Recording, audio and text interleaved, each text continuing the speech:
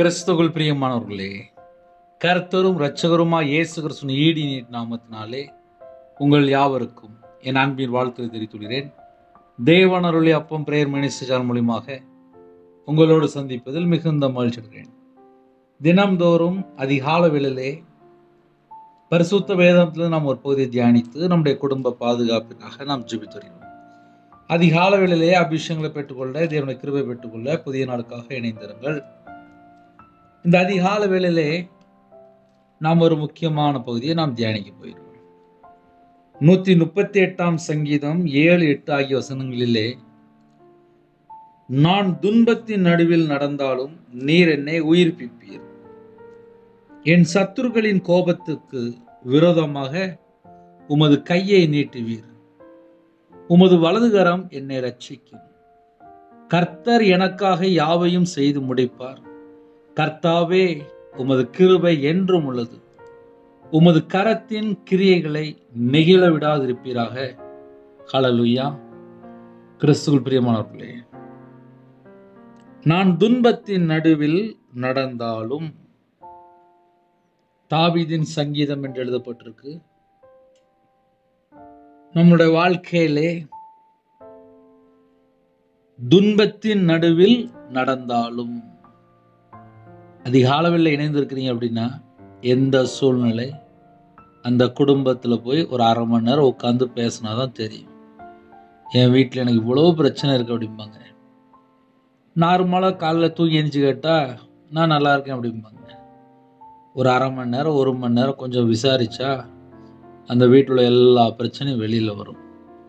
அப்படின்னா என்ன அர்த்தம் அப்படின்னா, நிறைய காரியங்கள் உள்ளே இருக்கும், யார்கிட்ட போய் சொல்ல, அப்படியே லாஸ்ட்டு வாழ்ந்து அப்படியே வாழ ஆரம்பிச்சிருவாங்க. சில குடும்பத்தில் துன்பம் மட்டும்தான் இருக்கும், யார்கிட்ட போய் சொல்லி அளன்னு தெரியாது. ஏன்னா சகலவிதமான செழிப்போடு வாழ்ந்துருப்பாங்க. ஆனால் இன்னைக்கு நிலைமை பார்த்தா ரொம்ப ஒரு வருத்தமான ஒரு சூழ்நிலை இருப்பாங்க, வறுமையான நிலைமையில் இருப்பாங்க, பலவிதமான தேவைகளோடு இருப்பாங்க. ஆனால் யார்கிட்டையும் போய் சொல்ல முடியாது. சில குடும்பத்தில் நான் நல்ல பெரிய போஸ்டில் இருக்கிறேன், ஆனால் கையில் பணமே இல்லை, எல்லாம் வட்டிக்கு போயிட்டுருக்கு, எல்லாம் இஎம்ஐ போயிட்டுருக்கு, எவ்வளோ பணம் இருந்தாலும் எல்லாம் காணாமல் போயிடுது. சில குடும்பத்தில் கோர்ட்டு கேஸு கூட போயிட்டுருக்காங்க.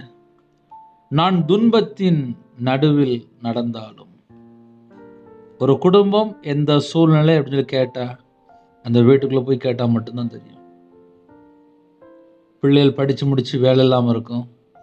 சில குடும்பத்தில் பிள்ளைகள் காலேஜ் படிக்காமல் இருக்கும். சில குடும்பத்தில் பிள்ளைகள் அம்மா அப்பா வார்த்தை கேட்காது. சில குடும்பத்தில் கணவர் இஷ்டம் போல் போயிட்டுருப்பார், அவர் போகிற வழி பார்த்தா மரண வழியாக இருக்கும். விபச்சார அடிமையிலே, விக்கிரத்துக்குள்ளே, மாந்திரியத்துக்குள்ளே, போதை அடிமையிலே, கஞ்சா பழக்கத்திலே ஒரு குடும்பம் பார்த்தா பல வழியில் கர்த்தரை விட்டு தள்ளி போயிடுவாங்க. ஒரு மோசமான ஒரு காரியத்தில் போய் ஈடுபட்டு இருப்பாங்க. அந்த வீட்டில் பார்த்தா புலம்பி அழுதுட்டு இருப்பாங்க. என் வாழ்க்கை ஃபுல்லாக எனக்கு துன்பமாக இருக்கு, வேதனையாக இருக்கு அப்படிம்பாங்க. ஒரு குடும்பத்தில் எந்த மாதிரி சூழ்நிலையிலே காலவேளையில் இணைந்திருந்தாலும், என்னோட வாழ்க்கை ஒரு துன்பமாக இருக்கு, நான் ஏன் உயிரோட வாழணும், அந்த அளவுக்கு நான் யோசிச்சுட்டுங்க. அது எந்த மாதிரி சூழ்நிலை சரி, நான் துன்பத்தின் நடுவில் நடந்தாலும், துன்பத்தின் நடுவில் நடந்தாலும் நீர் என்னை உயிர்ப்பிப்பீர். அப்படின்னா என்ன அர்த்தம் அப்படின்னா, நான் ரொம்ப பிரச்சனையில் இருக்கேன், ஆனால் அந்த பிரச்சனையிலேருந்து இயேசு கிறிஸ்து வெளியில கொண்டு வருவார். அந்த நம்பிக்கை கால வேளையிலே எத்தனை குடும்பத்துக்குள்ளே இருக்கு. ஏன்னா சில குடும்பத்தில் துன்பத்தில் நடந்து வந்திருப்பாங்க, அவங்களுக்கு தெரியும். சில குடும்பத்தில் துன்பத்தில் வாழ்ந்துட்டு இருப்பாங்க, அவங்களுக்கு யார்கிட்ட போய் சொல்லன்னு தெரியாது. நீர் என்னை உயிர்ப்பிப்பீர். இந்த பிரச்சனையிலேருந்து எனக்கு வெளியில் வர கர்த்தர் எனக்கு உதவி செய்வார். நம்பிக்கை கர்த்தர் மேலே இருந்துச்சு அப்படின்னா அந்த குடும்பம் மறுபடியும் ஆசீர்வதிக்கப்படும். கர்த்தரை நம்புகிறவனோ செழிப்பான். ஒரு குடும்பம் எப்போ ஆசீர்வாதமாக மாறுதுன்னு சொல்லி பார்க்கும்போது, ஒருவேளை துன்பத்தில் என்னோட வாழ்க்கை போயிட்டு இருக்கு, என்னை கர்த்தர் ஆசீர்வதிப்பாரா அப்படின்னு சொல்லி யாராவது ஒருவேளை ஒரு கேள்வியோடு இருந்தால், ஒரு குடும்பம் கர்த்தரை நம்பினால் அந்த குடும்பம் ஆசீர்வதிக்கப்படும். இயேசு கிறிஸ்துவை சொந்த இரட்சகராய் ஏற்றுக்கொண்டு அவருக்காக ஜீவிக்கும் போது அவங்களுடைய வாழ்க்கை ஆசீர்வாதமா மாறும். ஒருவேளை நான் பாவத்துல செத்து போன நிலைமையில இருக்கேன், அவ்வளவுதான், என் லைஃப் முடிஞ்சு போச்சு, நான் மறுபடியும் பழைய வாழ்க்கைக்குள்ள போயிட்டேன், நான் மறுபடியும் நிறைய காரியத்தில் அடிமையா இருக்கேன் அப்படின்னு சொல்லி ஒருவேளை யாராவது இணைந்திருந்தால், இந்த காலவேளையிலே உயிர்ப்பிக்கிற ஆவியானவர் உங்களை உயிர்ப்பிக்க இறங்கி வந்திருக்கிறார். நம்முடைய வாழ்க்கையிலே கர்த்தர் பக்கம் நம்ம மனம் திரும்பினா போதும். கர்த்தாவே நீ மன்னியும், எனக்கு இறங்கும், என்னுடைய பாவத்தை மன்னியும், நான் கர்த்தரை விட்டு தள்ளி போயிட்டேன், நீ மன்னிச்சிருங்கப்பா, என்னை உயிர்ப்பீங்கப்பான்னு சொல்லி கேட்கும்போது மறுபடியுமாக நம்மளை உயிர்ப்பிப்பார். நீர் என்னை உயிர்ப்பியும், நீர் என்னை உயிர்ப்பியும். ஒரு குடும்பத்திலே ஆசீர்வாதம் வேணும் அப்படின்னா உயிர்ப்பிக்கிற அந்த அனுபவத்துக்குள்ளே வரணும். சும்மா கடமைக்கு அப்படியே வாழ்ந்துட்டே இருந்தா அப்படியே லைஃப் எல்லாம் முடிஞ்சிடும். ஏன்னா சில குடும்பத்துல வாழ்க்கை எப்படி போயிட்டு இருக்கு அப்படின்னா, கடமைக்கு போயிட்டு இருக்கு. காலைல தூங்கி எழுந்திரிச்சாச்சு, இன்னைக்கு இதை செய்யணும், இதை செய்யணும், இதை செய்யணும், அப்படியே லைஃப் போயிட்டு இருக்கு. இன்னைக்கு கால வேளையிலே நம்முடைய ஆவிக்குரிய நிலைமை உயிர்ப்பிக்கப்படணும், நம்முடைய ஆத்துமா உயிர்ப்பிக்கப்படணும். சில குடும்பத்துல துன்பத்தின் நடுவில் கடந்து போன சரீரம் ஃபுல்லா ஒரு சோர்வு, ஆத்துமாவில் ஒரு சோர்வு, ஆவில ஒரு பலனே இல்லை. இன்னைக்கு உயிர்ப்பிக்கப்படணும். நீர் என்னை உயிர்ப்பியும் என்று ஜெபிக்கிறார். அப்ப இன்னைக்குள்ள ஜெபம் என்ன அப்படின்னா, நீர் என்னை உயிர்ப்பியும். அந்த ஒரே ஒரு பாயிண்ட்லயே அவ்வளோ ஆன்சர் இருக்கு. ஒருவேளை வேலை இல்லாம இருக்கா, குடும்பத்துல நிறைய பிரச்சனை இருக்கா, நிறைய போராட்டம் இருக்கா, நிறைய கடன் இருக்கா, கர்த்தரை விட்டு எங்கேயாவது தள்ளி போயிட்டீங்களா, எந்த மாதிரி ஒரு சூழ்நிலை இருந்தாலும் சரி, நீர் என்னை உயிர்ப்பியும். ஒருவேளை ரொம்ப நாளா பைபிள் வாசிக்காம இருக்கிறீங்களா, ரொம்ப நாளா ஜெபம் பண்ணாம இருக்கிறீங்களா, சர்ச்சுக்கு போகாம இருக்கிறீங்களா, கர்த்தரை விட்டு தள்ளி போயிட்டீங்களா? ஏன்னா சில குடும்பத்துல ஃப்ரெண்டை நம்பி பின்னாடி போயிடுவாங்க, அவன் பார்த்தாங்க ஏமாத்திடுவான். மனுஷனை நம்பி போவாங்க, ஏமாத்திடுவாங்க. அதுக்கப்புறம் பார்த்தா புலம்பி அழுதுட்டு இருப்பாங்க, ஐயோ நான் யார்கிட்ட போய் சொல்ல, ஐயோ நான் யார்கிட்ட போய் சொல்ல. எல்லாருடைய வாழ்க்கையிலுமே எங்கேயோ ஒரு இடத்துல ஒரு தடுமாற்றம். நான் துன்பத்தின் நடுவில் நடந்தாலும் நீர் என்னை உயிர்ப்பிப்பீர். சில குடும்பத்திலே அவங்களுடைய வாழ்க்கை பயணம் ஒரு பாடுள்ள ஒரு வாழ்க்கையா இருக்கும், துன்பமான வாழ்க்கையா இருக்கும். வேலை பார்ப்பாங்க, ஒரு ஆபீஸ்ல வேலை பார்ப்பாங்க, ஒரு கம்பெனில வேலை பார்ப்பாங்க, டீச்சரா இருப்பாங்க, கவர்மெண்ட் ஆபீசரா இருப்பாங்க. அவங்க வேலை செய்யற இடத்துல பார்த்தா அவ்வளவு உபத்திரமா இருக்கும், அவ்வளவு துன்பமா இருக்கும், வேதனையா இருக்கும். ஒரு ட்ரெயின்ல போவாங்க, நிம்மதியா போக முடியாது. ஒரு பஸ்ல போவாங்க, நிம்மதியா போக முடியாது. அவங்க வீட்டுல அவ்வளவு வறுமை இருக்கும். வறுமைக்கு மத்தியிலே காலையில தினந்தோறும் வேலைக்கு போயிட்டு இருப்பாங்க. போற இடத்துல இடைஞ்சல், வேலை செய்யற இடத்துல இடைஞ்சல், திரும்பி வரும்போது பிரச்சனை. பல சூழ்நிலைக்கு நடுவிலே சில குடும்பத்துல எல்லாம் அந்த வாலிப பிள்ளைகள், சில தாய்மார்கள் வேலை செய்யற இடத்துல ரொம்ப பாடாப்படுத்திடுவாங்க.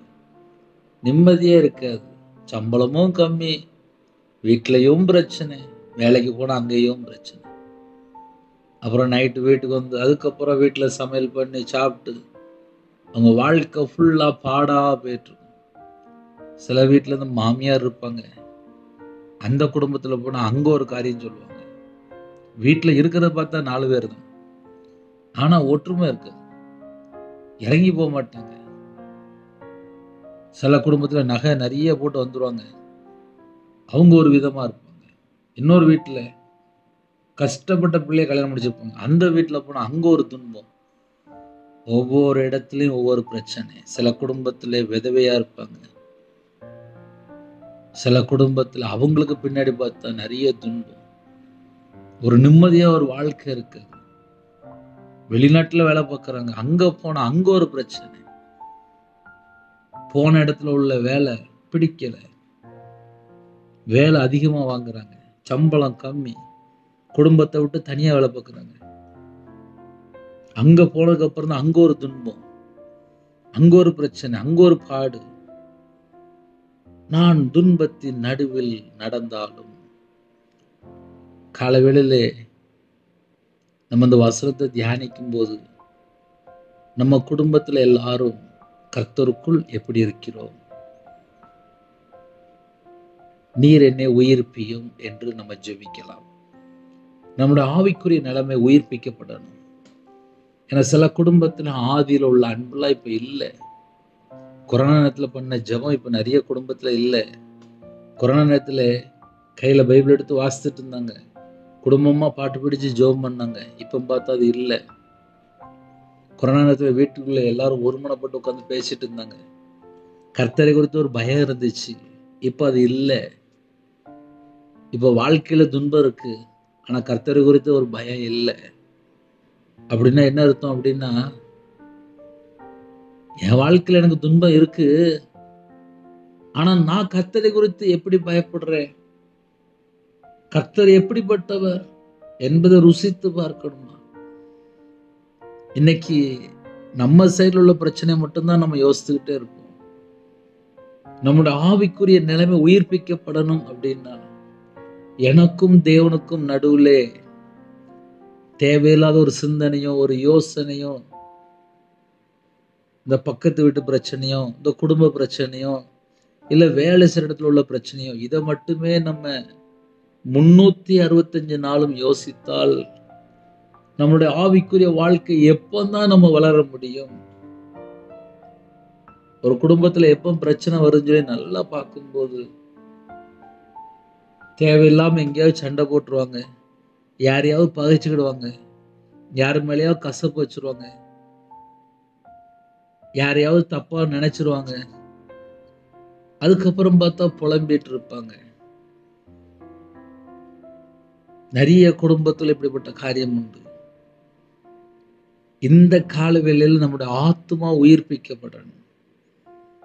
ஒருவேளை கர்த்தரை விட்டு தள்ளி போய் வாழ்க்கை இருக்கா, துன்பமான வாழ்க்கையா இருக்கா, எங்கேயாவது கர்த்தரை விட்டு தள்ளி போன காரியங்கள் இருக்கான்னு சொல்லி யோசித்து பார்க்கணும். ஏன்னா வேதம் தெளிவு எழுதப்பட்டிருக்கு, நீர் என்னை உயிர்ப்பியும். நீர் என்னை உயிர்ப்பியும் அப்படின்னா நம்முடைய வாழ்க்கையிலே நம்ம எந்த சூழ்நிலை விழுந்து போய் கிடக்கிறோம், நம்ம வாழ்க்கையில எந்த இடத்துல கர்த்தரை விட்டு தள்ளி போயிருக்கிறோம், நீர் என்னை உயிர்ப்பியும். எனக்கு ஒரு ஜெப குறிப்பு வந்துச்சு. கல்யாணம் முடிச்சு எனக்கு 21 வருஷம் ஆச்சு பிரதர். நான் விரும்பி திருமணம் முடிச்சேன். அதுக்கப்புறம் எங்க அம்மா அப்பாவை நான் போய் பார்க்கவே இல்லை. கணவர் வேலைக்கு போயிடுவாரு, ஆனா நான் வீட்டில தான் இருப்பேன். நான் வாலிப வயசுல ரட்சிக்கப்பட்டுட்டேன். விரும்பி திருமணம் முடிச்சதுனால அவங்க பார்த்தா உலக வழிபாட்டுல இருக்கிறாங்க, அவங்க பார்த்தா விக்கிரத்து போயிட்டு இருப்பாங்க. ஆனா என்னுடைய வாழ்க்கை பார்த்தா நான் கையில பைபிள் எடுத்து வாசிக்கவும் இல்லை, நான் சர்ச்சுக்கும் போகல. என்னோட வாழ்க்கை ஃபுல்லா வீட்டுல டிவி பார்க்கறது, செல்போன், இந்த 2 தான் என்னுடைய வாழ்க்கை. நேரம் ஃபுல்லா இப்படிதான் போயிட்டு இருக்கு. உங்க செய்தியை நான் கேட்டதுக்கு அப்புறம் தான் என்னோட வாழ்க்கையில் எனக்கு உயிர்ப்பிக்கப்பட்டது. ஒரு நாளைக்கு நான் குறைஞ்சது ஒரு 6 மணி நேரம் செல்போனை பார்த்துட்டு இருப்பேன். வீட்டில் பிள்ளைகளுக்கு கணவருக்கு எல்லாம் சமையல் பண்ணி அனுப்பி விட்டுருவேன். பகல் வேளையில் நான் வீட்டில் தான் இருப்பேன். குறைஞ்சது ஒரு 5 மணி நேரம் 6 மணி நேரம் கண்டினியூவா செல்போன் இல்லைன்னா டிவி எதையாவது பார்த்துட்டு இருப்பேன். அதுக்கப்புறம் சாயங்காலம் அது வேற. பகல் நேரத்தில் மட்டும் இவ்வளவு நேரம் நான் செல்போனில் பார்த்துட்டு இருப்பேன், இல்லை டிவியில இருப்பேன். ஆனா இப்பொழுது உங்க செய்தியை கேட்டதுக்கு அப்புறம் எனக்கு அந்த 5-6 மணி நேரம் எனக்கு டைம் கிடைச்சிருக்கு அப்படின்னாங்க. நான் இப்ப பைபிளை கையில எடுத்து வாசிக்கிறேன் பிரதர். 20 வருஷம் கழிச்சு நான் கையில பைபிள் எடுத்து வாசிக்கிறேன். நான் ரொம்ப சந்தோஷமா இருக்கேன். எங்க அம்மா அப்பாட்ட நான் இது வரைக்கும் பேசல. அவங்க எப்படி இருக்காங்க எனக்கு தெரியல, அவங்கள்ட்ட நான் பேசணும் அப்படின்னாங்க. அப்படின்னா என்ன அர்த்தம்? அப்படின்னா 21 வருஷம் இருதயம் ஃபுல்லா ஒரு பாரம். எங்க அம்மா அப்பாவுக்கு தெரியாம தள்ளி போயிட்டேனே, விரும்பி திருமணம் முடிச்சிட்டானே, விக்கிரத்துக்குள்ள போயிட்டேனே, உலக வழிபாடுக்குள்ள போயிட்டேன்னு சொல்லி ஒரு துன்பம், ஒரு வேதனை உள்ள இருந்துட்டே இருந்துச்சு. கர்த்தரை தேடல, கர்த்தரை குறித்து பயமும் இல்லை. நீர் என்னை உயிர்ப்பியும். நம்முடைய வாழ்க்கை உயிர்ப்பிக்கப்பட்டா மட்டும்தான் ஆசீர்வாதம். நிறைய குடும்பத்திலே ஆசீர்வாதம் அப்படின்னு உடனே அழகா தேவன் தந்துருவாரு. ஆனால் அதுக்கு நம்ம தகுதியா இருந்தா மட்டும்தான் பெற்றுக்கொள்ள முடியும். அது எப்போதுமே நான் சிம்பிளா சொல்லுவேன், 8 மணி நேரம் வேலை செஞ்சா சம்பளம் அப்படிம்பேன். இயேசு கிறிஸ்துவை நான் சொந்த ரட்சகரா ஏற்றுக்கொள்றேன். என்னுடைய ஆவிக்குரிய ஜீவிதம், ஆவிக்குரிய வாழ்க்கை, ஜெபம், பைபிள் வாசிப்பு, தேவனை துதிக்கிறது எல்லாம் தேவன் பார்ப்பார். அதெல்லாம் பார்த்துதான் ஒரு குடும்பத்தை தேவன் ஆசீர்வதிக்கிறார். குடும்பம் அப்படின்னா தேவன் நம்ம வீட்டுக்குள்ள வரணும் அப்படின்னா பரிசுத்தம், உண்மை, நீதி இதெல்லாம் நம்மளோட வாழ்க்கையில் இருக்குமானால் கண்டிப்பா நம்ம கூட இயேசு கிறிஸ்து நம்ம கூட தங்கி இருப்பார். ஒரு குடும்பம் அப்படின்னா அந்த வீட்டுக்குள்ளே செல்போனோ இல்லை டிவிலையோ தேவையில்லாத எந்த ஒரு காரியமும் பார்க்க வேண்டாம். அது நம்முடைய ஆவிக்குரிய வாழ்க்கையில செத்த நிலைமைக்கு கொண்டு வருது. நான் துன்பத்தின் நடுவில் நடந்தாலும் அப்படின்னா 24 மணி நேரம் டைம் இருக்கு. அதுல நான் ஒரு 3 மணி நேரம் செல்போன் பார்த்துட்டேன் அப்படின்னா அந்த 3 மணி நேரம் செல்போன்ல தேவையில்லாத பார்த்த வீடியோக்கள், தேவையில்லாத பார்த்த காரியங்கள், அதுக்கப்புறம் அது மூலியமா சத்துரு உள்ள வந்துருவான். அந்த பொல்லாத பிசாசு உள்ள வந்துருவான். நம்ம வீட்டுக்கு ஆசீர்வாதத்தெல்லாம் திருடிட்டு போயிடுவான். அந்த 3 மணி நேரம் மனைவிட்டையோ, பிள்ளைகிட்டையோ, இல்ல அம்மா அப்பாட்டையோ, இல்ல கையில பைபிள் எடுத்து வாசித்து தியானிச்சாலோ, இல்ல முழங்கால் போட்டு ஜெபம் பண்ணாலோ நம்முடைய ஆவிக்குரிய வாழ்க்கை வளரும். ஏன்னா பைபிள் கையில எடுத்து வாசித்து பார்த்ததுல கற்பனையை கை கொள்ளணுமா, அன்பு கூறணுமா. அன்பு கூர்ந்தாதான் பிசாசை துரத்த முடியும். இன்னைக்கு ஒரு வீட்டுல அன்பு கூறிற நிறைய குடும்பத்தை பார்க்க முடியல. வீட்டுக்குள்ள போய் பார்த்தாலே ஒரே சண்டை, ஒரே சண்டை, ஒரே சண்டை. புருஷன் முன்னாடி தான் ஒரே சண்டை. அப்புறம் எப்படிப்பா சமாதானம் இருக்கும்? அப்புறம் துன்பமா தான் இருக்கும். அப்புறம் புலம்ப வேண்டியதான்.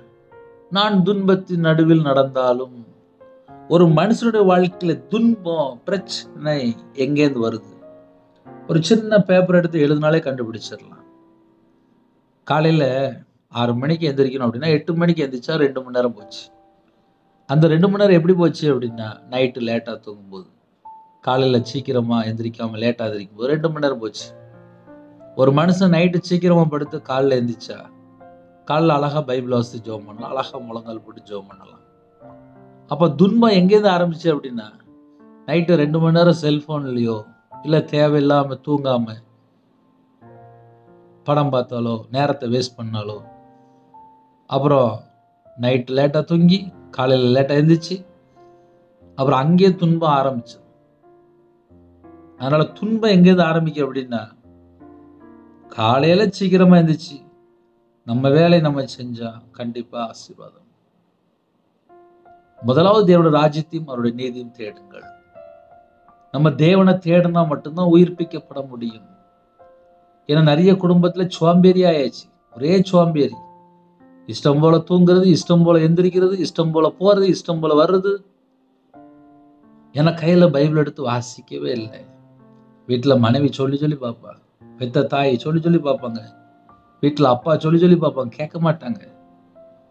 அப்புறம் வாழ்க்கை ஃபுல்லா கேடான வாழ்க்கையா இருக்கும். அப்புறம் ஆபத்து நிறைஞ்ச வாழ்க்கையா இருக்கும். இப்ப இந்த துன்பம் எங்கேருந்து வந்துச்சு அப்படின்னா அந்த 24 மணி நேரம் வாழ்க்கையிலே நம்ம குடும்பத்துக்குள்ள நமக்கு ஒரு ஒழுங்கு இருக்குமானால் நம்ம குடும்பம் ஆசீர்வதிக்கப்படும். 24 மணி நேரம் வாழ்க்கையில டைம் எங்கெல்லாம் வேஸ்ட் பண்றோம், எதனால செத்த நிலைமைக்கு ஒரு மனுஷன் போறான் அப்படின்னு சொல்லி பார்த்தா எங்கெல்லாம் தேவையில்லாத ஃப்ரெண்ட்ஷிப், தேவையில்லாத நபர்கிட்ட போய் பழகிறது. சில குடும்பத்திலே கர்த்தருடைய பிள்ளைகளா இருப்பாங்க, ஆனா விக்கிரத்துக்குள்ள ஒரு நபர்கிட்ட போய், உலக வழிபாடுள்ள ஒரு நபர்கிட்ட போய் பல மணி நேரம் உட்கார்ந்து பேசும்போது இவனோட வாழ்க்கையில் நேரமும் போயிடும், அப்புறம் லாஸ்ட் உங்களுக்கு என்ன கிடைக்கும் அப்படின்னா துன்பம் தான் கிடைக்கும். ஏன்னா நம்ம தேவனை ஆராதிக்கிறோம், பரிசுத்தமுள்ள தேவனை ஆராதிக்கிறோம். 24 மணி நேரம் நம்மளை தேவன் எதுக்கு உருவாக்குனாரு? இந்த ஜனத்தை எனக்கென்று ஏற்படுத்தினேன், இவர்கள் என் துதியை சொல்லிக் கொண்டு வருவார்கள்.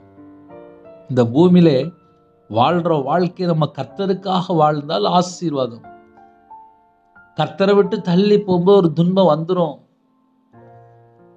வீட்டில் சும்மாவே துன்பம் இருக்கும், இதுல கர்த்தருடைய பிள்ளைகளை நேரத்தை வேஸ்ட் பண்ணும்போது இன்னொரு துன்பம் கூடிரும். அப்ப எங்கெல்லாம் நம்ம டைம் வேஸ்ட் பண்றோமோ அதெல்லாம் நமக்கு பின்னாடி பார்த்த பெரிய பிரச்சனையா இருக்கும். ஆனாலும் கூட தாவீதின் சங்கீதத்திலே பக்தன் எப்படி நம்ம ஜெபிக்கிறாரு, நீர் என்னை உயிர்ப்பியும், நீர் என்னை உயிர்ப்பியும். இப்ப இந்த செய்தி நம்ம பேசும்போது நிறைய குடும்பத்துல யோசிக்கிறீங்க, ஆமா பிரதர் நீங்க சொல்றது போல நான் ஒரு 3 மணி நேரம் 4 மணி நேரம் டெய்லி நேரத்தை வேஸ்ட் பண்ணி தான் இருக்கேன். கர்த்தருடைய பிள்ளைகள் ஒன்னே ஒன்று அறிந்து கொள்ளணும், நம்ம 3 மணி நேரம் 4 மணி நேரம் வேஸ்ட் பண்றோமா, நியாய தீர்ப்பு நாள்ல கணக்கு சொல்லணும்ப்பா. நம்ம கடைசி காலத்துல வாழ்றோம், நம்ம ஆத்துமாவும் ஆயத்தப்படணும், மற்றவங்களையும் நம்ம ஆயத்தப்படுத்தணும். நமக்கு வேலை நிறைய இருக்கு. நம்ம தேவனோட சமூகத்துல காத்திருந்து ஜெபம் பண்ணா மட்டும்தான், கையில பைபிள் எடுத்து வாசித்தா மட்டும்தான் நம்ம ஆவிக்குரிய வாழ்க்கை உயிர்ப்பிக்கப்பட முடியும். அப்ப எங்கெல்லாம் டயத்தை வேஸ்ட் பண்றோமோ அதை நம்ம முதல்ல கண்டுபிடிக்கணும். குடும்பமா வீட்டுக்குள்ள இருங்க, அது ஆசீர்வாதம். வேலைக்கு போற இடத்துல அங்க உண்மையா இருங்க, ஆசீர்வாதம். தேவனுடைய சமூகத்திலே விழுந்து கிடங்க, காத்து கிடங்க, பணிந்து குனிந்து தேவனை தொழுது கொள்ளுங்க, ஆசீர்வாதம். அதெல்லாம் விட்டுட்டு துன்மார்க்கமான ஒரு ஜீவியம், துன்மார்க்கமான ஒரு வாழ்க்கையா இருந்துச்சு அப்படின்னா அந்த இடத்துல கர்த்தர் எப்படி கூட இருப்பார்? அப்புறம் துன்பம் கூடிரும். ஏன்னா சில குடும்பத்துல எங்களுக்கு எல்லாம் தெரியும் அப்படின்னு சொல்லிட்டு கையில பைபிள் எடுத்து வாசிக்க மாட்டேங்க. அது எவ்வளவு பெரிய தப்பு. ஒண்ணுமே இல்லப்பா, நம்ம கொஞ்ச நாள் இந்த பூமியில வாழ போறோம். நித்திய காலமா இயேசு கிறிஸ்துவோடு தான் நம்ம வாழணும். நமக்கு அவர் மட்டும்தான் கடைசி வரிய. நான் உன்னை காப்பாத்துவேன், நான் உனக்கு எல்லாம் பார்த்துக்கணும் அப்படிமா. அடுத்த நாள் காலைல உயிர் தான் உண்டு, நான் உனக்கு கடைசி வரைய கூட இருப்பேன்னு சொல்லுவோம் வாயை திறந்து. ஆனா அடுத்த செகண்ட் மனுஷன் தானே, சுவாசம் உள்ள மனுஷனை நம்பதை விட்டு விடுங்கள் என்று வேதம் சொல்கிறது. எத்தனை குடும்பத்திலே கண்ணீர் வாழ்க்கையா இருக்கு, கைவிடப்பட்ட நிலைமை. காரணம் என்ன? எங்கேயோ ஒரு இடத்துல கர்த்தரை விட்டு தள்ளி போகும்போது வாழ்க்கையில துன்பம் கூடிரும். நிறைய குடும்பத்துல துன்பம் கூடிட்டு வெளியே சொல்ல மாட்டேங்காங்க. ஏன்னா விரும்பி திருமணம் முடிச்சாச்சு, அதுக்கப்புறம் வாழ்க்கை என்னவா மாறிடும்? கசப்பா மாறிடும், துன்பமா மாறிடும். ஒரு காலத்துல நல்லா இருந்துச்சு, ஆனா இன்னைக்கு தேதியில பார்த்தா கசப்பா இருக்கு. ஏன்னா இப்பதான் உண்மை தெரியுது. எனக்கு நிறைய ஜெபகுறி வரும்போது சொல்லுவாங்க, பிரதர் விரும்பி விரும்பி விரும்பி விரும்பி சரி இப்போ வேண்டாம் வேண்டாம், என்னாச்சு, நான் தனியா போயிட்டேன் அப்படிம்பாங்க. என்ன பிரச்சனை? ஆதியில் உள்ள அன்பு இல்லை, குடும்பத்துக்குள்ள ஐக்கியம் இல்லை, இப்ப துன்ப வாழ்க்கைய மாறிட்டு. ஆனாலும் இன்னைக்கு காலை வேளை செய்தி என்ன தெரியுமா? நீர் என்னை உயிர்ப்பியும், நீர் என்னை உயிர்ப்பியும். சில குடும்பத்திலே வாழ்க்கை உயிர்ப்பிக்கப்படணும், குடும்பம் உயிர்ப்பிக்கப்படணும். நம்ம வாழ்க்கை கர்த்தருக்கு முன்பாக எப்படி இருக்கு, எப்படினாலும் வாழலாம் சொல்லிட்டு ஓடி ஓடி பார்க்கறாங்க. ஆனா வாழ்க்கை பார்த்தா துன்பமா தான் இருக்கு. என்ன காரணம்? நம்ம தேவனுடைய சமூகத்துல வந்து பணிந்து குனிந்து என்னை உயிர்ப்பியும், என் வாழ்க்கையை உயிர்ப்பியும், என்னுடைய வியாபாரத்தை உயிர்ப்பியும், என்னுடைய கம்பெனியை உயிர்ப்பியும். நான் வேலை செய்யற இடத்துல சகலமான எனக்கு ஆசீர்வாதம் வேணும், என்னை உயிர்ப்பியும். குடும்பத்துக்குள்ள எல்லா காரியத்திலும் உயிர்ப்பிக்கப்படணும், ஆவிக்குரிய வாழ்க்கை உயிர்ப்பிக்கப்படணும். அப்பதான் நம்ம நல்லா இருக்க முடியும். என் வாழ்க்கையில எனக்கு தேவன் அந்த கிருபையை கொடுத்தார். பாவத்திலே, அக்கிரமத்திலே, விக்கிரத்திலே, மாந்திரியத்திலே செத்து போன நிலைமையில கிடந்தேன். கையில பைபிள் எடுத்து வாசித்தேன். இந்த நிமிஷம் வரை எனக்கு உயிர் பிச்சை போட்டிருக்காரு. ரவிராஜ் இன்னைக்கு உயிரோட இருக்க அப்படின்னா அது உயிர் பிச்சை. சில குடும்பத்துல இந்த வீம்பு, வைராக்கியம், கசப்பு, எரிச்சல் இதெல்லாம் வச்சுக்கிட்டு ரொம்ப அழகா பத்திரமா வாழ்ந்துட்டு இருப்பாங்க. நம்ம ஒரு நாள் உயிரோட இருக்கணும் அப்படின்னா அது என்னுடைய கிருபை. இந்த கடைசி காலத்துல நம்ம வாழ்றோம். நம்முடைய ஆத்துமா உயிர்ப்பிக்கப்படணும். நம்முடைய ஆவிக்குரிய வாழ்க்கையில உயிர்ப்பிக்கப்படணும். சரீரம் உயிர்ப்பிக்கப்படணும். மறுரூபமாக்குற அந்த காலங்கள் வந்து விட்டது. கர்த்தர் சீக்கிரம் வந்துடுவாரு. அந்த நாட்கள் வந்து விட்டது. இன்னைக்கு காலை வேளை யாரெல்லாம் இந்த செய்தி கேட்குறீங்களோ, இன்னைக்கு காலை வேளையில ஒரே ஒரு பாயிண்ட் எல்லாரும் நம்ம சொல்லணும். நீர் என்னை உயிர்ப்பியும், நீர் என்னை உயிர்ப்பியும். எத்தனை மாசமா கண்ணீர் வடிக்கிறீங்க? தேவனுக்கு தெரியும், தேவனுக்கு தெரியும். சில குடும்பத்துல பிரச்சனை தாங்க முடியாம கண்ணீர் வடிக்கிறீங்க, தேவனுக்கு தெரியும். நீர் என்னை உயிர்ப்பியும். சொல்லிக்கிட்டே இருங்க, நீர் என்னை உயிர்ப்பியும், நீர் என்னை உயிர்ப்பியும், நீர் என்னை உயிர்ப்பியும். நம்ம வாழ்க்கை உயிர்ப்பிக்கப்படணும். நம்ம வாழ்க்கை உயிர்ப்பிக்கப்பட்டா மட்டும்தான் ஆசீர்வாதம். துக்க முகத்தோடு சில குடும்பம் இருக்கு. நீர் என்னை உயிர்ப்பியும் கேளுங்க. நீர் என்னை உயிர்ப்பியும். இயேசு கிறிஸ்துவே நீர் என்னை உயிர்ப்பியும். கர்த்தாவே நீர் என்னை உயிர்ப்பியும். நீர் என்னை உயிர்ப்பியும். இயேசு கிறிஸ்து வரும்போதுதான் நம்முடைய வாழ்க்கை உயிர்ப்பிக்கப்படும். நம்முடைய குடும்ப வாழ்க்கை கட்டப்படும். நம்முடைய ஆவிக்குரிய வாழ்க்கையில் ஒரு எழுப்புதல் உண்டாகும். நிறைய குடும்பத்துல ரட்சிக்கப்பட்ட பிள்ளைகள் தான். ஆனா இன்னைக்கு பார்த்தா பல சூழ்நிலை விழுந்து போன நிலைமையா இருக்கிறாங்க. வெளியே தெரிய மாட்டுக்கு.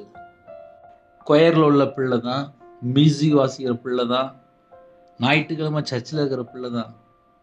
ஆனால் இன்னைக்கு பழைய நிலைமை இல்லை. வீட்டில் சும்மா அந்த செல்போனை கையில் கேம் எடுத்து விளாண்டுக்கிட்டு நேரத்தை ஃபுல்லாக வேஸ்ட் பண்ணிக்கிட்டு அப்புறம் வீட்டில் ஏசத்தான் செய்வாங்க. இன்னைக்கு உயிர்ப்பிக்கப்படணும். யாரெல்லாம் அந்த செய்தி கேட்குறீங்களோ, நம்முடைய வாழ்க்கையில எந்த இடத்துல கர்த்தரை விட்டு தள்ளி போயிருக்கிறோம், அந்த காரியம் இன்னைக்கு உயிர்ப்பிக்கப்படணும். ஹல்லேலூயா. என் சத்துருக்களின் கோபத்துக்கு விரோதமாக உமது கையை நீட்டுவீர். நமக்கு விரோதமா சத்துரு இருக்கிறாங்களா? உமது கையை நீட்டுவீர். உமது வலதுகரம் என்னை ரட்சிக்கும். அந்த நம்பிக்கை. உங்க கரந்தாம்பா என்னை ரட்சிக்கும். உங்க கரந்தாம்பா என்னை ரட்சிக்கும். உமது வலதுகரம் என்னை ரட்சிக்கும். நம்ம ரட்சிக்கப்பட்ட அனுபவத்தில் இருந்தா மட்டும்தான் நம்ம குடும்பம் ஆசீர்வாதமா இருக்கும். கர்த்தாவே எனக்காக யாவையும் செய்து முடிப்பார். கர்த்தர் எனக்காக யாவையும் செய்து முடிப்பார். ஒருவேளை பேங்க் கடனா இருக்கா, லட்ச லட்சமா கடனா இருக்கா, கோடிக்கணக்கில் கடனா இருக்கா, இன்னைக்கு வாழ்க்கை உயிர்ப்பிக்கப்பட்டால், கர்த்தர் உங்களை தொட்டால், உங்க குடும்பத்தை கர்த்தர் ஆசீர்வதித்தால், உங்க வீட்டில் எத்தனை லட்ச ரூபா கடன் இருக்கோ, எத்தனை கோடி ரூபா கடன் இருக்கோ, அது ஒரு இமை பொழுதுல எல்லா கடன் அடைக்கப்பட்டுரும். அதுக்கு நம்ம என்ன தெரியுமா செய்யணும்? ஒரு பொருத்தனை பண்ணுங்க. அப்பா, இனிமேல் என்னோட வாழ்க்கையில இதுக்கு மேல நான் உங்களை விட்டு தள்ளி போக மாட்டேன்ப்பா. உங்களை விட்டு நான் தள்ளி போக மாட்டேன். என் வாழ்க்கை துன்பமா தான்ப்பா இருக்கு. என் வாழ்க்கை துன்பமா தான் இருக்கு. நீங்க என்னை உயிர்ப்பிக்க போறீங்க. ஆனா இனிமேல் உங்களை விட்டு நான் தள்ளி போக மாட்டேன். கர்த்தர் எனக்காக யாவையும் செய்து முடிப்பார். என் வாழ்க்கையில என்னென்ன பிரச்சனை உமக்கு தெரியும். உங்க சமூகத்துல நான் வாரேன்.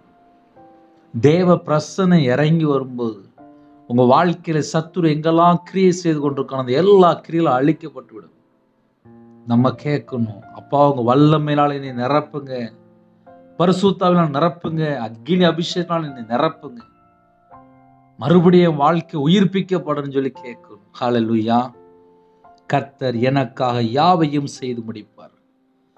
கர்த்தாவே உமது கிருபை என்றும் உள்ளது. இந்த காலவெளியிலே கிருபை கேட்டு பெற்றுக்கொள்ளுங்க. உங்க கிருபையினால நீ நிரப்புங்கப்பான்னு சொல்லி கேளுங்க. உமது கரத்தின் கிரியைகளை நெகிழ விடாதிருப்பீராக என்று ஜெபிக்கிறார். எங்களை விட்டு விடாதீங்கப்பா, எங்களை விட்டு விடாதீங்க, எங்களை விட்டு விடாதீங்க, எங்களை விட்டுறாதீங்கப்பா. உங்க கிருபையினால நீ நிரப்புங்கப்பா, எங்களை விட்டுறாதீங்கப்பான்னு சொல்லி தாழ்த்தி ஜெபிக்கிறார். ஹல்லேலூயா. ஒரு சின்ன ஜெபம் பண்ணி முடிக்க போயிடும். கர்த்தருடைய பிள்ளைகளுக்கு கேளுங்க. ஏன்னா அந்த செய்தி நீங்க பேசும்போது ஒவ்வொரு குடும்பத்திலே ஒவ்வொரு விதமான சூழ்நிலை உண்டு. கர்த்தருக்கு தெரியும். எந்த சூழ்நிலை நம்ம இணைந்திருந்தாலும் தேவன் நம்ம குடும்பத்தை ஆசீர்வதித்தார். தடுப்பவன் யார்? இஸ்ரவேலை ஆசீர்வதிப்பதே கர்த்தருக்கு பிரியம். கேட்பீங்களா? அப்பா ஆசீர்வதிங்க, உங்களுடைய பிரசன்னம் இறங்கி வரட்டும், உங்களுடைய கிருபை இறங்கி சொல்லி கேட்பீங்களா? இருக்கிற இடத்துல கண்களை மூடி நாம் ஜெபம் செய்வோம். அன்பின் கர்த்தாவே, நன்றியோடு துதிக்கிறோம்ப்பா. அப்பா, உங்க பிள்ளைகளோட வாழ்க்கையில இந்த கால வேளையில நீங்க பேசுனீங்க. உண்மை நன்றியோடு துதிக்கிறோம்ப்பா. உம்முடைய கரத்தின் கிரியைகளப்பா, அப்பா எல்லாரும் நாங்க வந்திருக்கோம்ப்பா. இந்த நாளைக்கான கிருபைக்கு 1000 மடங்கு உமக்கு ஸ்தோத்திரம்ப்பா. உங்க செல்ல பிள்ளைகள் வந்திருக்காங்கப்பா.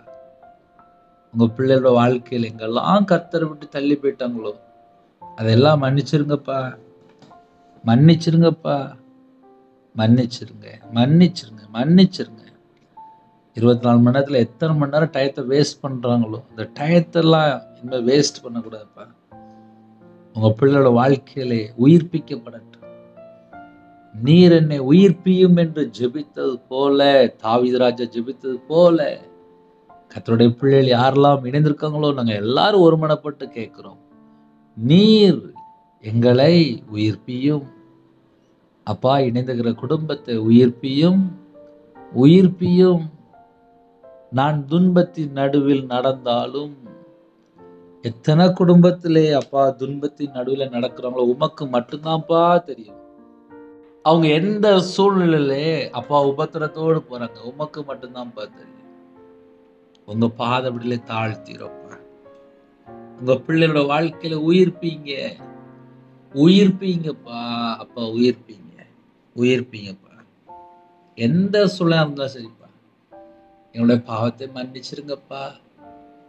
கர்த்தர் பிரியமில்லாமல் எங்கெல்லாம் போயிட்டோம் எங்களை மன்னிச்சிருங்கப்பா, எங்களை மன்னிச்சிருங்கப்பா, எங்களை மன்னிச்சிருங்கப்பா. எங்களோட பாவத்தை மன்னிச்சிருங்கப்பா. உங்க பிள்ளைகளோட வாழ்க்கையில எங்கெல்லாம் குறை இருக்க மன்னிச்சிருங்கப்பா. உங்க பிள்ளைகள் உயிர்ப்பிக்கப்படணும்ப்பா, உயிர்ப்பிக்கப்படணும்ப்பா. என் நாமத்து நிமித்தம் எதை கேட்டாலும் என்று சொன்னீங்கப்பா. இயேசு கிறிஸ்து நாமத்தினாலே கேட்கிறோம் அப்பா. உயிர்ப்பீங்க, உயிர்ப்பீங்கப்பா. உங்க பிள்ளையோட வாழ்க்கை உயிர்ப்பிக்கப்படட்டும். உம்முடைய ஜீவனுக்குள்ள அர்ப்பணிக்கிறோம். குறைகளை மன்னிங்க, பாவத்தை மன்னிங்க, அக்கிரமத்தை மன்னிங்க. கல்வாரி அன்பினால் நிரப்புங்க. உம்முடைய தழும்புள்ள கரத்தினாலே தொட்டு சுகமாக்கித்தாங்க. எங்களுடைய அக்கிரம், எங்களுடைய மீறுதல், எங்களுடைய பாவம் எல்லாவற்றும் சிறுவித சுமந்தீங்கப்பா. உண்மை அழைக்கிறோம்ப்பா. உயிர்ப்பிக்கிற ஆவியானவர் அழைக்கிறோம்ப்பா. உங்க பிள்ளையோட வாழ்க்கையில எதெல்லாம் மரித்த நிலைமையில இருக்கோ இந்த நாள் நீ உயிர்ப்பிக்கப்படட்டும். எலும்பு எலும்பு சீயோனே என்று சொன்னது போல உங்க பிள்ளையோட வாழ்க்கையில ஒரு எழுப்புதல் வரட்டும்ப்பா. இந்த நாள் முதல் கொண்டு எலும்பி பிரகாசிக்கட்டும். எலும்பி பிரகாசி உன் ஒளி வந்தது என்று சொன்னீங்க. கர்த்தருடைய ஒளி அப்பா ஒவ்வொரு பிள்ளைகளும் இறங்கி வரட்டும்ப்பா. ஒவ்வொரு பிள்ளைகளும் தொடுங்கப்பா. கர்த்தருடைய பிரசனை இறங்கிட்டுப்பா. அப்பா உம்முடைய ஒளி வரட்டும்ப்பா, உம்முடைய வெளிச்சம் வரட்டும்ப்பா, உம்முடைய பிரசனை வரட்டும்ப்பா, உம்முடைய கிருபை வரட்டும்ப்பா. உம்முடைய வல்லமையால் நிரப்புங்கப்பா. ஒவ்வொரு குடும்பத்தை கர்த்தர் தொடுங்கப்பா, கர்த்தர் தொடுங்கப்பா, கர்த்தர் தொடுங்கப்பா, கர்த்தர் தொடுங்க. கர்த்தர் தொட்டு ஆசீர்வதிங்க. தாழ்த்துறாங்கப்பா, கண்ணீர் வடித்து ஜெபிக்கிறோம்ப்பா. கர்த்தர் தொடுங்கப்பா, கர்த்தர் தொடுங்க, கர்த்தர் தொட்டு அப்பா உங்க பிள்ளைகளை உயிர்ப்பீங்க, உங்க பிள்ளைகளை உயிர்ப்பீங்க, உங்க பிள்ளைகளை உயிர்ப்பீங்கப்பா. நிரம்பி வழிகிற பாத்திரமா மாறணும்ப்பா. இந்த நாளிலே தொடுங்கப்பா, தொடுங்கப்பா, தொடுங்கப்பா, தொடுங்கப்பா. கர்த்தர் தொடுங்க, கர்த்தர் தொடுங்க, கர்த்தர் தொடுங்க. மனம் இறங்குங்கப்பா, மனம் இறங்கு, மனம் இறங்குப்பா. ஜெபிக்கிற எல்லா குடும்பமும் ஆசீர்வதிக்கப்படட்டும். எல்லா குடும்பம் ஆசீர்வதிக்கப்படட்டும். எத்தனையோ தேசத்துக்குள்ள இணைந்திருக்காங்கப்பா. உங்க பிள்ளைகளோட வாழ்க்கை ஆசீர்வாதமா மாறட்டும். வெளிநாட்டுல இருக்காங்கப்பா, அவங்க இருக்கிற இடத்துல உங்களோட ரத்த கொட்டைகளை வேலடைத்து மூடி மறைத்து பாதுகாத்து கொள்ளுங்க. இந்த நாள் முதல் கொண்டு ஆவிக்குரிய வாழ்க்கையில உயிர்ப்பிக்கப்படட்டும், சரீரத்துல உயிர்ப்பிக்கப்படட்டும், ஆவியில உயிர்ப்பிக்கப்படட்டும், ஆத்துமாவில் உயிர்ப்பிக்கப்படட்டும். புது சிருஷ்டியா அவங்க பிள்ளைகள் மாறட்டும், வெளிச்சத்தின் பிள்ளையா மாறட்டும், கத்தருக்கா எழும்பி பிரகாசிக்கிற பிள்ளைகளா மாறட்டும். கர்த்தருடைய வருகையில காணப்படும் கிருபை தாங்கப்பா. உங்க நாமம் மகிமைப்படட்டும். தேவன் அருளிய அப்பம் மினிஸ்டர் மூலமா இணைந்திருக்கிற குடும்பங்கள் ஆட்டுக்குட்டியான ஜூபஸ்ல எழுதப்படணும்ப்பா. கர்த்தர் பிரியம் இல்லாமல் என்னென்ன காரியம் இருக்கோ எல்லாவற்றையும் மன்னிச்சிருங்கப்பா. எல்லாவற்றையும் மன்னிச்சிருங்கப்பா. மன்னித்து ஆசிரியங்க. பிறந்த நாள் கொண்டாடுறாங்க, திருமண நாள் கொண்டாடுறாங்க, கர்த்தர் கரம் தொட்டு ஆசிரியங்க. ஜெப அபிஷேகம் தாங்க, தியானிக்கிற அபிஷேகம் தாங்க, துதிக்கிற அபிஷேகம் தாங்க. உங்களுடைய கிருபையால் நிரப்புங்க, உங்களுடைய வல்லமையால் நிரப்புங்க, உங்களுடைய பிரசன்னத்தால் முடுங்கப்பா. வேதத்தை தியானிக்கிற பிள்ளைகளா மாறட்டும். கற்பத்தினையா ஜீவிறாங்க, கர்த்தர் மனம் வருங்க. மாசமா இருக்காங்க, கர்த்தர் ஆசீர்வாதத்தை கிருபைக்காக நன்றி. டெலிவரி போறாங்க, பரம வைத்தியர் கூட இருங்க. வேற நாட்டுக்குள்ள இணைந்திருக்காங்கப்பா. உங்க ஒவ்வொரு குடும்பத்தையுமே உங்களுடைய கரத்துல முடியும்ப்பா. இணைந்திருக்கிற எல்லா குடும்பமும் கர்த்தர் ஆசீர்வதிக்கணும்ப்பா. சிறுபிள்ளை முதல் கொண்டு முதியோர் எல்லா குடும்பத்தையும் கர்த்தர் ஆசீர்வதிங்க, பரிசுத்தப்படுத்தி ஆசீர்வதிங்க. பிள்ளைகளுடைய தேவைகள் எல்லாம் சந்திங்கப்பா. கடன்ல எந்த குடும்பத்துல கஷ்டப்படுறாங்களோ அந்த கடனுக்கு ஒரு முடிவு கொண்டு வாங்க. கர்த்தர் கரந்தொட்டு ஆசீர்வதிங்க. வேலைக்கு போறாங்க, வியாபாரத்துக்கு போறாங்க, விவசாயத்துக்கு போறாங்க, ஆபீஸ்ல வேலை பார்க்காங்க, டீச்சர் ஜுபிறாங்க, கவர்மெண்ட் ஆபீஸ் ஜுபிறாங்க, அதிகாரிகள் ஜுபிறாங்க, எல்லாரையும் உங்களுடைய பாதத்தில் பண்ணிக்கிறேன். டிரைவிங் லைன்ல இருக்காங்க, கர்த்தர் கூட புறப்பட்டு போகணும்ப்பா. உங்க பிள்ளைகளோட நீங்க கூட இருங்க. வாலிப பிள்ளைகளை விசேஷமா கர்த்தர் சந்திங்க. பிள்ளைகள் கர்த்தர் பக்கம் மனம் திரும்பி கர்த்தருக்காக வாழணும். ரட்சிக்கப்பட்ட குடும்பமா தாங்கப்பா. கர்த்தரை விட்டு தள்ளி போயிடக்கூடாது. யாரெல்லாம் திருமணம் முடித்து உபத்திரப்படுறாங்களோ, கஷ்டப்படுறாங்களோ, அந்த குடும்பம் ரட்சிக்கப்படணும், இணைந்து வாழணும். கர்த்தரை விட்டு தள்ளி போன பாவம் நல்லா இருக்கும், எல்லாவற்றையும் மன்னித்து உயிர்ப்பீங்க. பொருத்தனை பண்ணி ஜெபிக்கிறாங்கப்பா, இரவு மூலமா ஜெபிக்கிறோம்ப்பா. கர்த்தர் ஆசீர்வதிங்க. அடியே நம்முடைய பாதவிழா பண்ணிடும். எல்லா குறைகள் குற்றங்கள் எல்லாவற்றையும் மன்னித்து பரிசுத்தப்படுத்தி ஆசீர்வதிங்க. கர்த்தருடைய நாமம் மட்டுமே விடட்டும். யாரெல்லாம் வீடு கட்டுன்னு சொல்லி ஆசைப்படுறாங்களோ, கர்த்தர் வாசல் திறந்தாங்க. கார் வாங்கன்னு சொல்லி ஆசைப்படுறாங்கப்பா. எல்லா குடும்பத்தையும் கர்த்தர் ஆசீர்வதிங்க. சில குடும்பத்துல நிறைய குடும்பத்துல லோன் சொல்லி கஷ்டப்படுறாங்கப்பா. அந்த லோன் பிரச்சனைக்கு ஒரு முடிவு கொண்டு வாங்க. வேலை இல்லாம இருக்க கர்த்தர் ஒரு வாசல் திறந்துதாங்க. நிறைய குடும்பத்துல கால வேளையில கவலையோடு இருந்தாங்கப்பா. அந்த வேதனை, கண்ணீர், துன்பம் எல்லாவற்றையும் மாற்றி போடுங்க. சமாதானத்தின் தேவன் கூட இருங்க. ஜெபிக்கிற குடும்பத்தை கர்த்தர் பரிபூர்ணமா ஆசீர்வதிங்க. பலவீனத்தோடு படுத்த படுக்கையில ஹாஸ்பிட்டல், எந்த குடும்பத்துல தனிமையில கவர்மெண்ட் ஹாஸ்பிட்டல் இருக்காங்களோ, சில குடும்பத்துல டாக்டரால் கைவிடப்பட்ட நிலைமையில இருக்காங்கப்பா. பல சூழ்நிலை இணைந்திருக்காங்கப்பா. பிள்ளைகளை தொடுங்கப்பா, தொடுங்க தொடுங்க தொடுங்கப்பா. தொட்டு சுகமாக்கி தாங்கப்பா. கர்த்தருடைய கரம் பிள்ளைகளை தொடரட்டும். ஆசீர்வதிக்கிற கரம் பிள்ளைகளை தொடரட்டும். குணமாக்குற கரம் பிள்ளைகளை தொடரட்டும். அப்பா, அவங்க பிள்ளைகளை தொட்டு சுகமாக்கி தாங்க. பரிபூர்ணமான சுகம் தாங்க, பரிபூர்ணமான ஒரு விடுதலை தாங்க, பரிபூர்ணமான ஆரோக்கியம் தாங்க. தேவ சித்தத்துக்குள்ள அப்பா அவங்க பிள்ளைகள் வரட்டும்பா. இந்த நாள் முதல் கொண்டு குடும்பத்துல, ஒவ்வொரு குடும்பத்துல ஒரு மாற்றத்தை கட்டெடுங்க. தேவன் அருளே அப்ப மினிஸ்டர் மூலமா இணைந்த குடும்பத்தை மீண்டுமாக உங்களுடைய பாதவிழா பண்ணினப்பா. அவனுடைய சந்ததி, அவனுடைய தலைமுறை ஆசிரியப்பட்டு பொருத்தனை பண்ணி ஜெபிக்கிறான்ப்பா. சில குடும்பத்துல தாங்கி கொண்டிருக்காங்கப்பா. அந்த பிள்ளைகளோட வாழ்க்கையில ஆசீர்வாதத்தை பெற்றுக்கொள்ளுங்க. கர்த்தர் கூட இருங்க. நன்மையான எந்த ஈவும் பூரணமான எந்த வரமும் ஜோதிகளின் பிதானத்தில் இறங்கி வருகிறது. உங்க பிள்ளைகளை வரங்களினாலும் கனிகளினாலும் நன்மைகளினாலும் திருப்தியா நிரப்பி ஆசிரியங்க. கர்த்தர் பொறுப்படுத்துங்க. துதிகான மகிமையெல்லாம் கர்த்தராகிய இயேசு கிறிஸ்து ராஜா ஒருவருக்கே செலுத்தும். இயேசு கிறிஸ்து பிதாவே ஆமென். தேவனுக்கு மகிமை உண்டதாக. கர்த்தர் தாமே உங்களை உங்கள் குடும்பத்தின் சகல காரியத்திலும் சம்பூர்ணமாக திருப்தியாக கர்த்தர் கூட ஆசீர்வதிப்பாராக. ஆமென். கர்த்தராகிய இயேசு கிறிஸ்துவின் கிருபையும் பிதாவாகிய அன்பும் பரிசுத்தருடைய ஐக்கியமும் இப்பொழுதும் எப்பொழுதும் சதா காலங்களிலும் நம்ம நினைவு கொடுப்பதாக. ஆமென். கிறிஸ்துவில் பிரியமானவர்களே, தனி ஜெபம் பண்ணுங்க, குடும்ப ஜெபம் பண்ணுங்க. நம்மளுடைய ஊழியர்களுக்காக ஜெபித்துள்ளுங்கள். 9363064181 நம்பர் உண்டால் நாங்கள் உங்களுக்காக குடும்பத்துக்காக ஜெபிப்போம். நீங்களும் என்னுடைய ஊழியர்களுக்காக ஜெபித்துள்ளுங்கள். கர்த்தர் உங்களையும் உங்கள் குடும்பத்தின் சகல காரியத்திலும் சம்பூர்ணமாக திருப்தியாக கர்த்தர் கூட இருந்து பரிபூர்ணமாக ஆசீர்வதிப்பாராக. ஆமென். God bless you.